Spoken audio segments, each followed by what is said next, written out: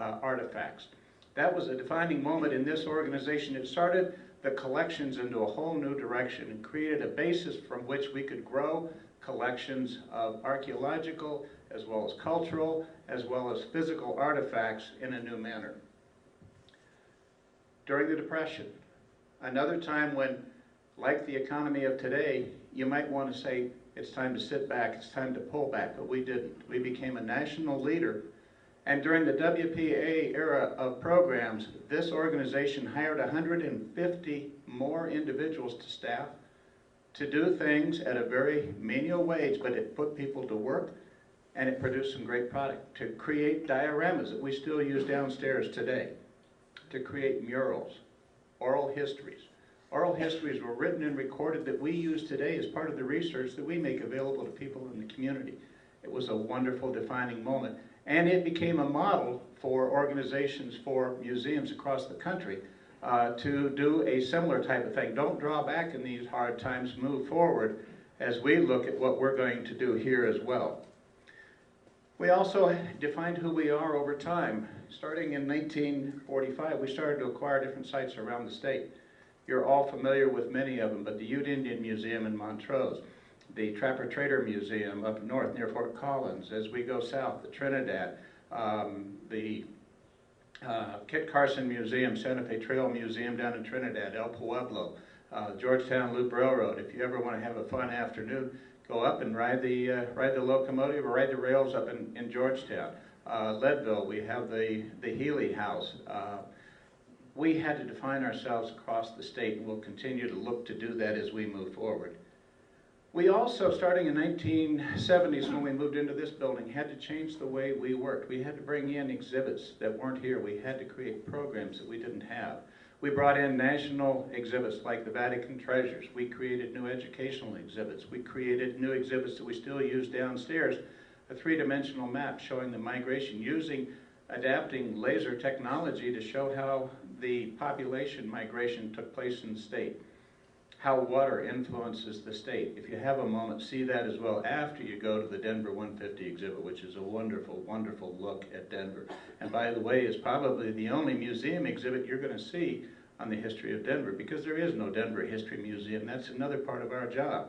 So we have a lot of defining moments that were taking place here. We talked about the State Historical Fund being started in 1992 as part of what we do here. If you look at that, that has defined again who we are and what we do. Over the last, well, since 1992, since that program started, we have awarded $221 million or more with this last grant round, probably closer to $225 million in grant awards to preservation. That certainly has helped define who we are. We're a participant and wrote the manual on what's called NAGPRA, the Native American Graves Repatriation Act. That's the location and return of human remains and funerary objects to Native Americans for their burial in their traditional manner. Following that, the Office of Archaeology and Historic Preservation, as I mentioned before. We've created educational programs to help define who we are, such as the program called Old Stories, New Voices. It takes inner city children. Denver Kids, as a matter of fact, is one of our major feeding organizations. We take these children down to Fort Garland during the summer. We expose them to life as it was in the 1850s to 70s, the relevant period of Fort Garland. And through that, they learn interdependence, dependence upon themselves and each other.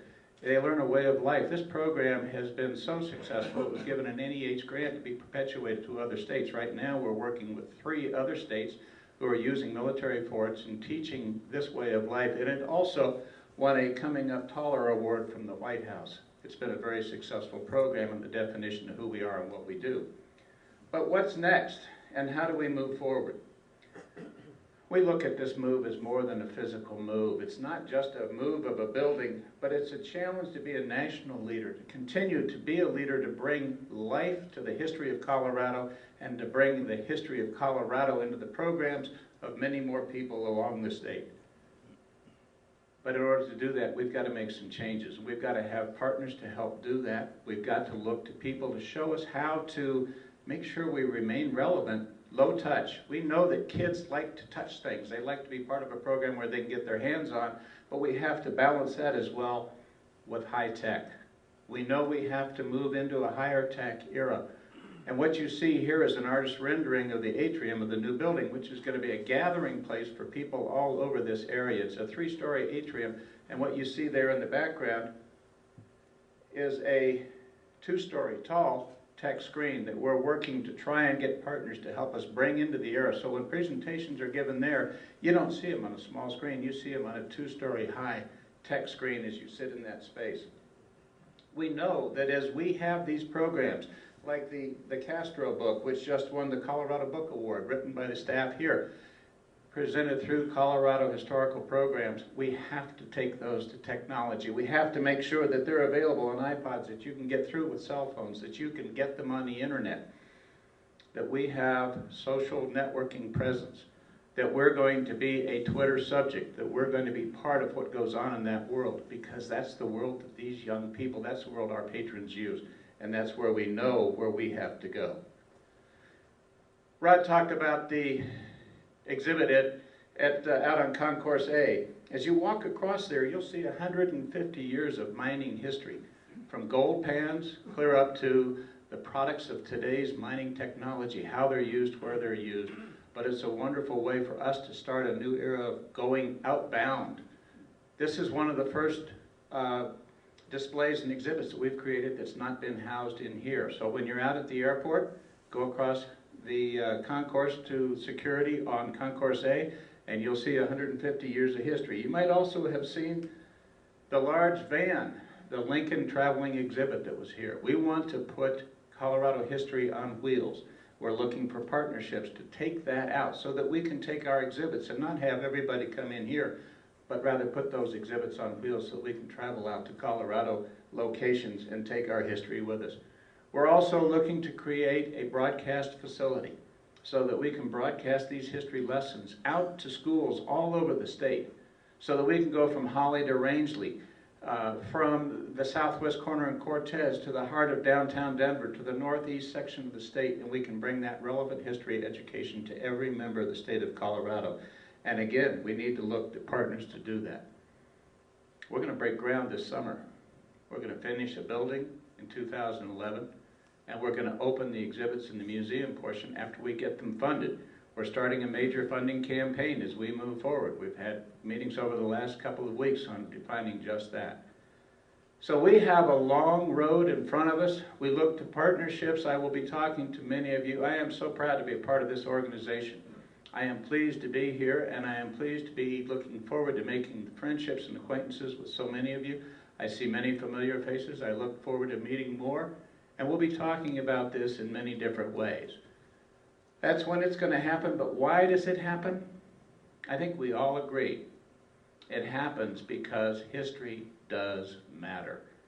Knowing where we came from helps us better define where we're going to go. And on top of that, Colorado's the best story there is to tell. Thank you very much. I am happy to be here, and thank you for sharing your meeting at our location. We have a number of the staff down here in front. If there are questions, we're happy to answer them. Sue, we appreciate it, and if there's any questions or time, we'll be here afterward. I leave that to you. We have a few minutes for some questions. If there are any questions, be happy to answer them right now, and if I can't, I'll get to the answer people at the front table. Yes, sir.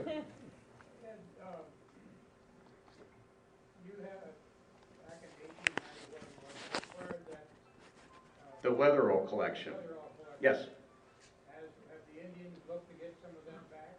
The Weatherall collection is being shared with a number of different locations. There's also the Anasazi Resource Center that the National Park Service has down in the Four Corners area, and a portion of the Weatherall works are down there. No, to answer your question specifically, have any of the Native American organizations tried to acquire that collection back? It's being shared here, it's being shared down in the Anasazi Research Center and in other locations throughout the state. Have any Native Americans tried to get it back? I can't answer that question specifically, but I don't know of any. I know that we're returning a portion of a particular piece right now from the Cannonball ruins, a particular ruin down there that has been requested by the National